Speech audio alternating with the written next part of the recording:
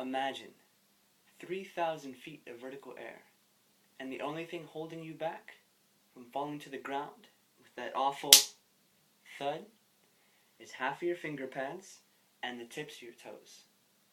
Now, put yourself in this circumstance and just imagine feeling relaxed, engaged, and joyous. Today, I'm going to speak about rock climbing, the different styles of climbing, and what each style is.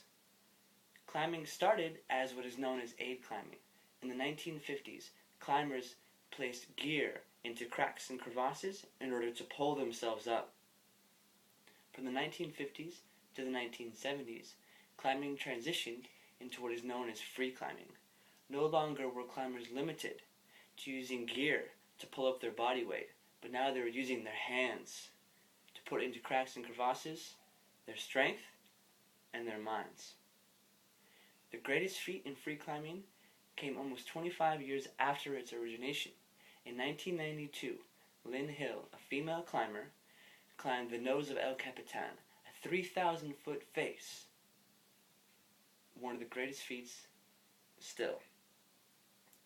From free climbing came what is known as sport climbing, the most popular style of climbing today. No longer were climbers limited to cracks and crevasses in order to protect themselves with gear in case they falled, but now they were drilling holes into the rocks and putting bolts in for protection. This allowed climbers to climb very difficult things, and with this the sport progressed. Climbers could take falls very safely and conscientiously in order to push the sport and progress to greater heights. From sport climbing came what is known as bouldering.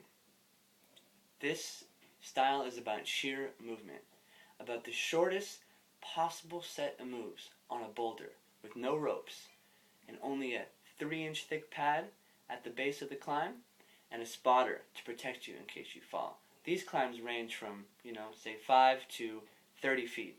Some climbers pushing to higher heights when things get a little bit more dangerous as the sport progresses.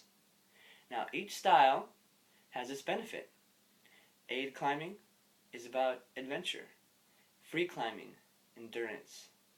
Sport climbing, it's about strength, and bouldering, power. Whichever style you do choose to indulge in later in your life, I do recommend being safe, very conscious, and climbing with someone who's very experienced. Until then, we'll see you on the wall.